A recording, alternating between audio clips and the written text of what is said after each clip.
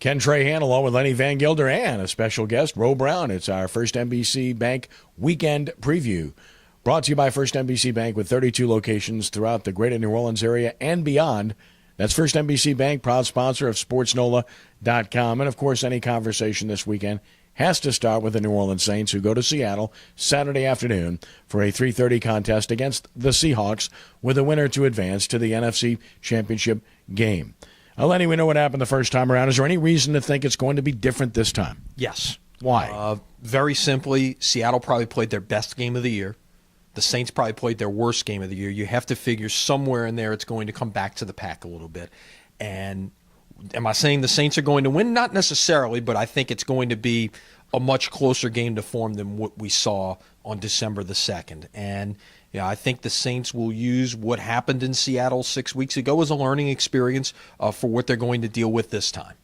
Well, Seattle played probably its best game of the year, and the Saints may have played their worst game of the year. And, Ro, the other thing to consider here is in the playoffs, it's not about who the best team is. It's about who's playing the best at the right time.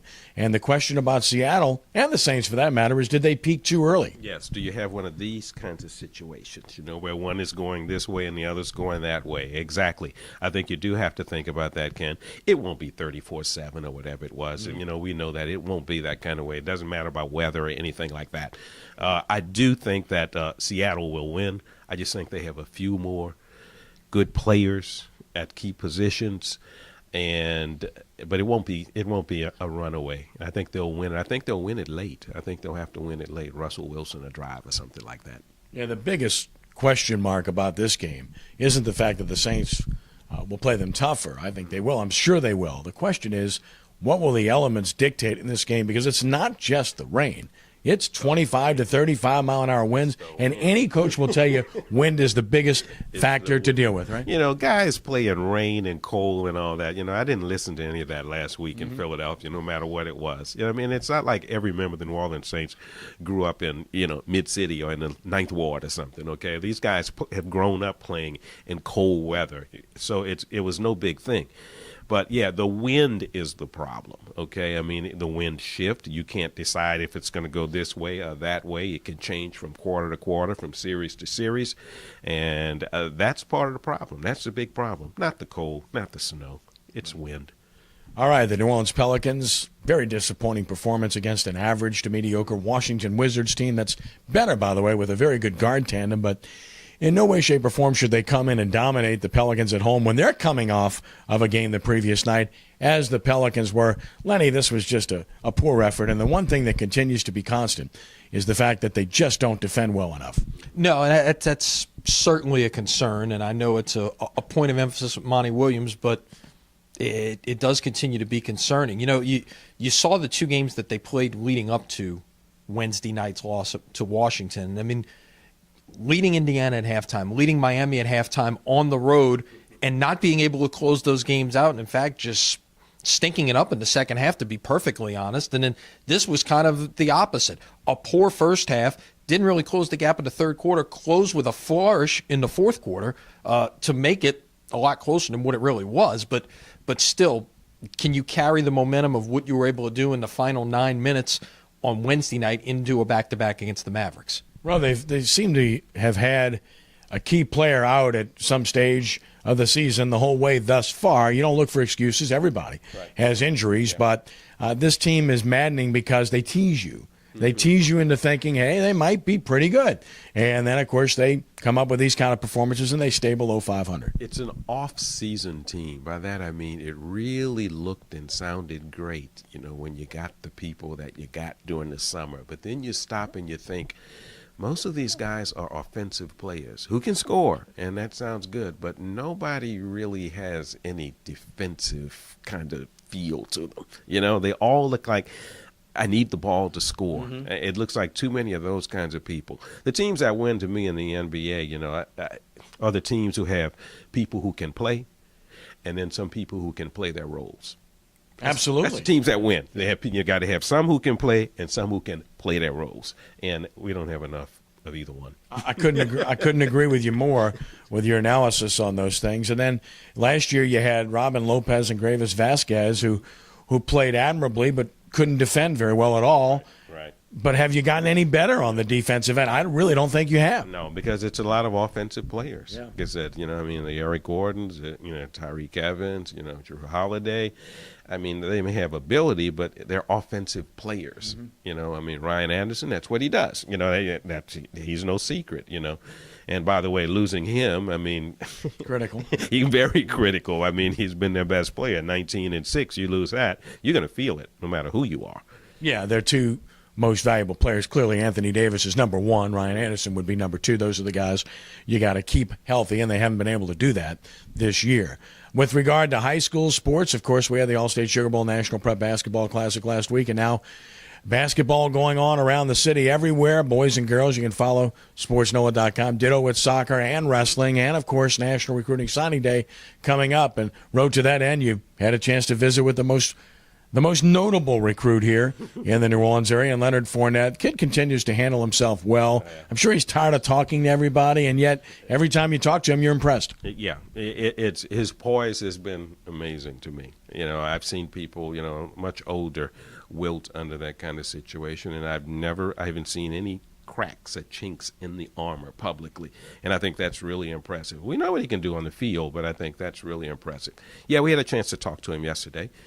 We did a show on Prep Recruiting Insider with Leonard and a few of his teammates, and he's at ease with everything that he's done. He's, solid LSU. You're always going to hear people asking you, well, I heard that he might change his mind because Jeremy Hill is going to stay.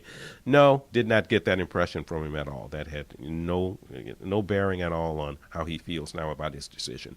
Lenny, that might have been different had he known ahead of time, obviously. And, of course, also with LSU, the big move surrounding Greg Studrawa, who's out now as LSU's offensive line coach, previously a coordinator.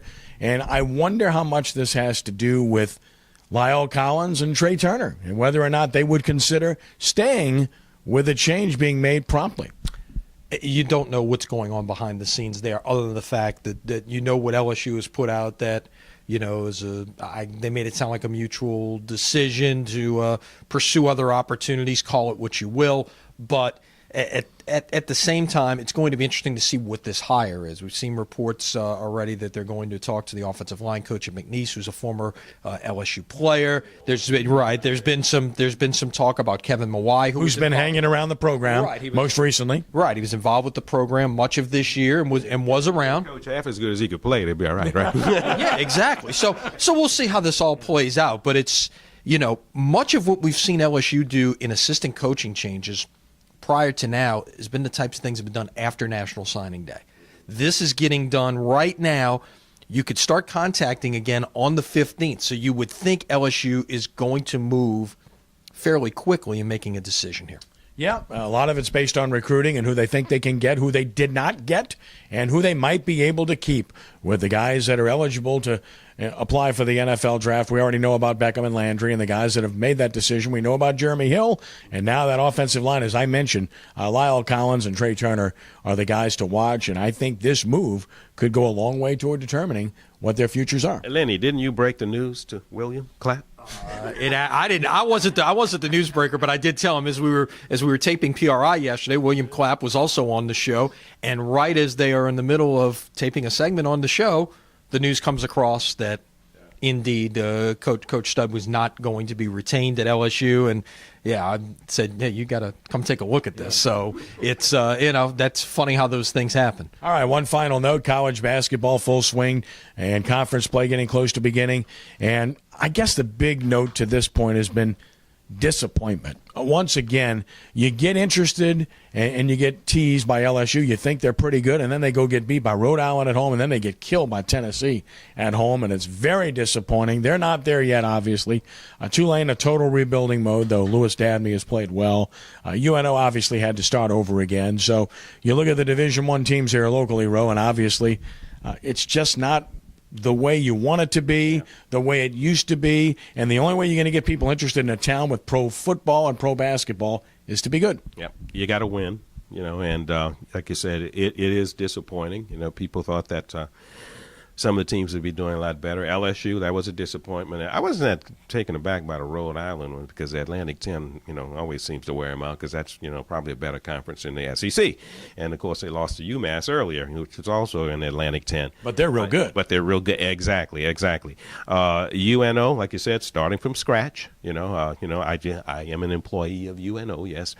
Abilene Christian on Thursday night and Incarnate Word on Saturday. Come on out to Lakefront Arena. Corey Dixon's playing very well. And, the big win over Texas El Paso, that one was really good for Coach Les and the crew. And they just got to keep trying to work hard. And I think they're going to win some games in the Southland Conference. Yeah. And, Lenny, your take on it finally. Well, I think, we really now get to see full effect of UNO's move to the Southland and back to Division I starting Thursday night, and 2 weeks of home games, and then they'll have some more coming up later on. It's kind of a really only got 2 homestands worth of conference games the way their schedule is set up. But yeah, I think that's going to be good at creating some interest in getting getting people back interested in their program, having some of these local rivalries. As for LSU, as for Tulane, yeah, I mean, it's kind of every once in a while you get teased a little bit. Tulane's got a little more work to do than perhaps LSU on the talent level. LSU's got that was a tough way to start conference play because they've been pretty solid in non-conference until that Rhode Island game. And I mean, I think if they end up going 10-6, 11-5 in the SEC, whatever it happens to be, then they've got a chance to be an NCAA tournament team still. And finally, one other note, too, kudos to the LSU women for a big win over Tennessee. Yeah. They're legit. They're an NCAA program. Now, if only we could get some men's programs to get up to snuff. Don't forget Prep Recruiting Insider. Remind everybody, Ro, what they can watch, when they can watch. Oh, you can see it on Wednesday evenings, and it replays the following Tuesday, usually at 6, sometimes at 5. We had a show this week, Brother Martin and St. Aug. Mm-hmm. We had all the other St. Aug recruits on, some of them, of course, Stanley Morgan next year. How did you have enough room? We had enough room. We got them all in there. Timothy Dawson, who's going to Yale, my favorite one, who's going to go play real college football, as I call it. And, it's just a really good show. It's a fun show to do.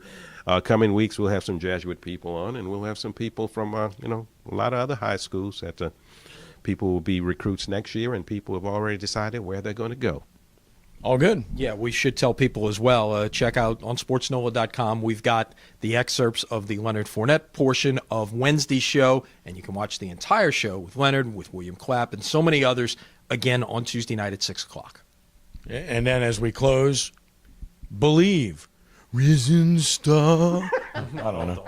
I'm not going there. Right? It's all good. No, we had a good time with that. It's all good. Yes, we did. Ronnie's tremendous, and yeah, check out him talking about just believing on the site as well. It's all good.